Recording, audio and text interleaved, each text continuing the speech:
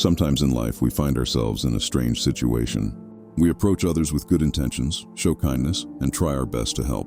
Yet we don't always get the respect we expect in return. Sometimes people even interpret our thoughtfulness as a sign of weakness. But the truth is, our goal isn't to please everyone or avoid conflict. It's simply to do the right thing. In today's fast-paced, harsh world, this is one of the biggest challenges kind and thoughtful people face.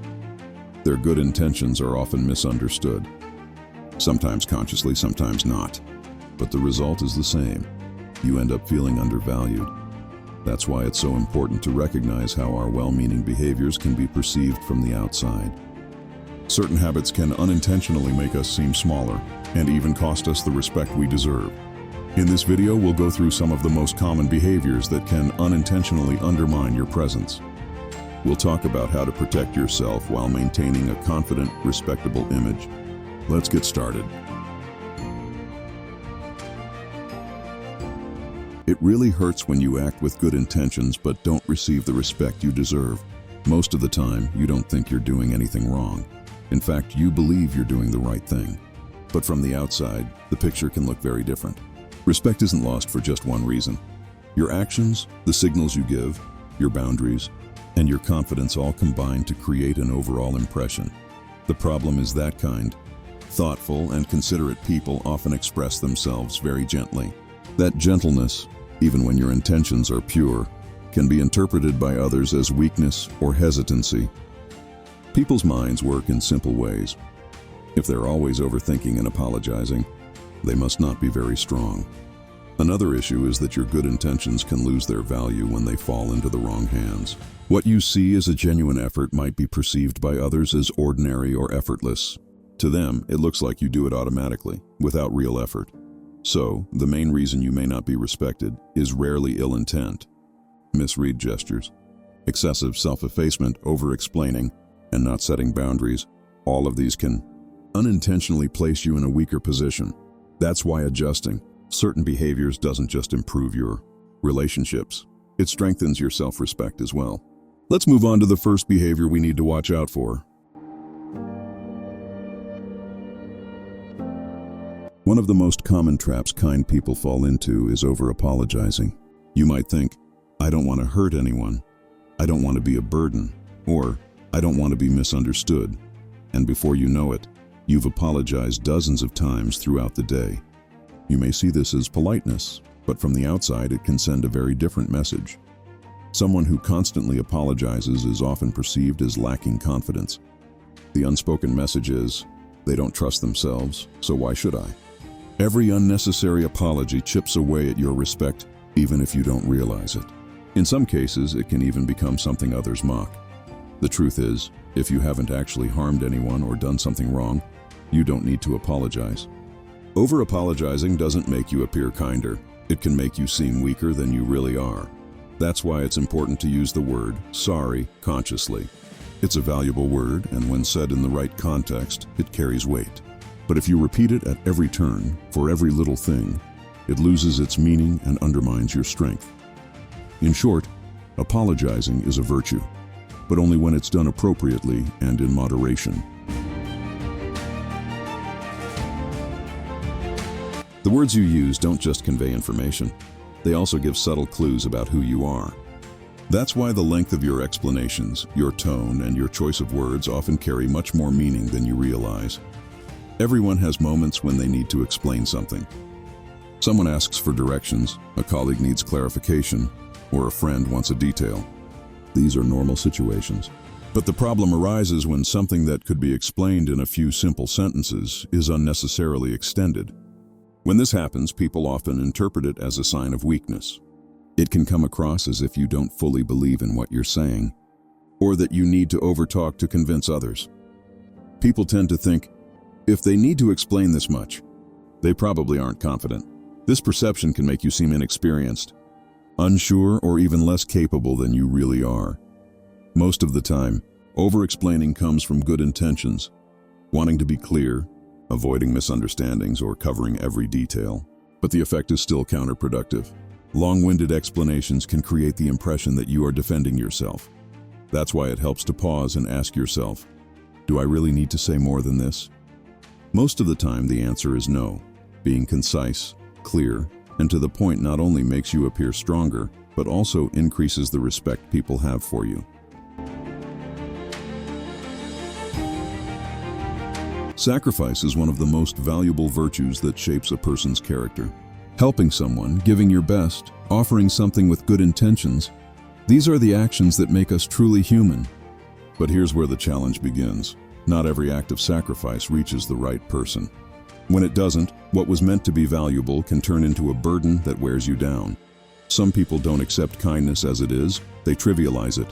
What you put your heart and effort into may be treated like something ordinary. To them, it looks like, if they do this without being asked, imagine what else they have to offer. Your effort, sincerity, and care can be undervalued or even ignored. One of the biggest misconceptions good-hearted people have is this: if I treat someone who behaves badly with kindness, maybe they'll change. Unfortunately, this rarely happens. A person with bad intentions often sees your kindness as a weakness or a sign that you can be taken advantage of. That's why finding the right balance is essential. Sacrifice should absolutely exist, but only for those who deserve it. Giving too much to someone who constantly takes, devalues, or uses you is not kindness. It's compromising your own self-respect. Protecting yourself is not selfish. True sacrifice is given to the right person, at the right time, and for the right reasons. Otherwise, what you call good intentions can quickly become a cycle that drains you. Do you find it hard to accept a compliment when someone praises you or says something kind about you? You're not alone. Kind and modest people often have a reflex to downplay, explain, or minimize compliments. The intention is good, but the way it's perceived by others can be very different. Rejecting a compliment often sends the message, so they're not really that good. By diminishing yourself, your perceived value in the eyes of others also decreases. If this becomes a habit, people may eventually assume you don't deserve praise at all. For example, someone compliments your outfit and you say, "Oh, it was just something I picked up from a store." They praise your hair and you shrug it off with, "It just happened to turn out that way." You receive recognition for an achievement, and you minimize it by saying, "My teacher guided me anyway." You may think you're being humble, but from the outside, it can look like self-deprecation. And unfortunately, people rarely respect someone who constantly undervalues themselves. Accepting a compliment isn't arrogance. If someone sincerely praises you, a simple thank you is enough. It shows that you respect yourself and sets the relationship on a healthier, more balanced footing. Remember, a compliment isn't a burden to reject. It's an act of kindness to receive.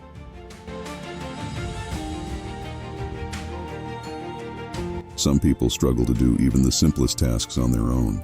They want someone with them when going to the hospital, call a friend when visiting the hairdresser, and don't even want to go to the movies alone. Sometimes they seek support from others for small errands, filling out forms, or even making basic decisions. Of course, it's natural to want company sometimes. Humans are social beings. The issue arises when it becomes a habit. If you rely on others for every step, the message it sends is, they can't do anything on their own. This perception can unintentionally undermine your respect. A strong presence starts with being able to handle things independently. You don't have to make perfect decisions or succeed in every step. Mistakes and struggles are part of life's natural flow. The key is showing that you can stand on your own 2 feet. People respect those who can manage things independently. It's a quiet sign of confidence. Asking for help is fine occasionally, but if it becomes the standard, it's perceived as dependency. Starting with small steps can make a big difference. Going to the movies alone, attending an appointment by yourself, or standing by your own decision without seeking approval. These actions all enhance your respect and presence. In short, being able to act independently strengthens both your self-confidence and your relationships. Everyone faces challenges in life. We all have issues that frustrate us, weigh us down, or seem unsolvable. Sometimes sharing them can be healthy. Venting a little is perfectly normal. But the problem arises when complaining becomes your main form of communication. That's when people start to distance themselves. Think about your conversations. Are most of your chats filled with grievances, problems, or dissatisfaction? When you meet friends, does the conversation always circle back to how hard life is? Even in your relationships, work, finances, or small daily matters, do you find yourself constantly complaining? If this becomes a habit, the message you send is, "This person always carries problems." People naturally start to avoid conversations that drain their energy. It's rarely a conscious choice. They simply drift away over time. Someone who constantly complains unintentionally lowers the energy of those around them, which diminishes their appeal. People want to feel a bit of strength, resilience, and maturity in the company of others. Of course, no one is asking you to hide your emotions or keep everything inside. Sharing your struggles is healthy, but if complaints dominate every conversation, you unintentionally become a burden, sometimes staying silent, taking a breath, or simply engaging in casual conversation can strengthen relationships. Balanced communication benefits both you and the people around you. Remember, complaining is human, but living through constant complaints slowly erodes your relationships.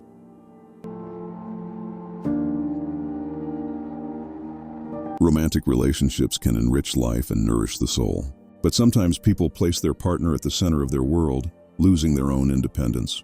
Thoughts like, "If I'm with them, my life will be complete," or "I feel incomplete without their presence," can become serious traps. This overdependency causes problems in two ways. First, you lose your individual strength. Tying your life to someone else undermines your self-confidence and makes it harder to make decisions on your own. Second, it puts pressure on your partner. No matter how much they care, a constantly clinging, approval-seeking, and fearful partner can become overwhelming. The result? The relationship becomes unintentionally strained and vulnerable. Remember, healthy relationships grow through mutual support and confidence, not dependency. As long as you maintain your value as an individual, your relationships complement rather than define you. Build your sense of completeness around yourself, not another person. Standing firm in your own center is the greatest investment in both yourself and the health of your relationship. Maintaining independence is the key to preserving your respect and personal appeal. Facing criticism is inevitable in life. Others' opinions aren't always accurate or fair, but what matters is how you respond. Constantly getting defensive can harm both your relationships and your personal respect. When criticism is directed at you, it's natural to feel the need to explain yourself. "But I did it this way," or "That's not really what happened." While this reflex may feel useful in the moment, over time people interpret it as a lack of confidence and self-assurance. The truth is, it's impossible, and often unnecessary, to respond to every criticism. Every time you defend yourself, you signal that you need to constantly prove your worth. This lowers your perceived status and pulls you down to someone else's level. A mature approach is to listen, evaluate the feedback, focus on what's relevant, and avoid unnecessary arguments. This protects your mental well-being while sending a clear message: "I trust myself and my decisions." In short, instead of defensively reacting to criticism, view it as data, choose your responses wisely, and maintain a strong, respected presence.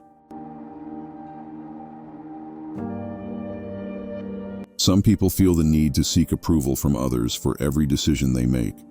From choosing shoes to making bigger life choices, they rely on others' opinions. What may seem like a small habit at first can gradually undermine both your confidence and your respect. Constantly seeking approval sends this message to others: "I can't make my own decisions. I depend on others." People, consciously or not, respond based on this perception. No matter how successful you are, if you can't make decisions independently, your respect isn't fully felt.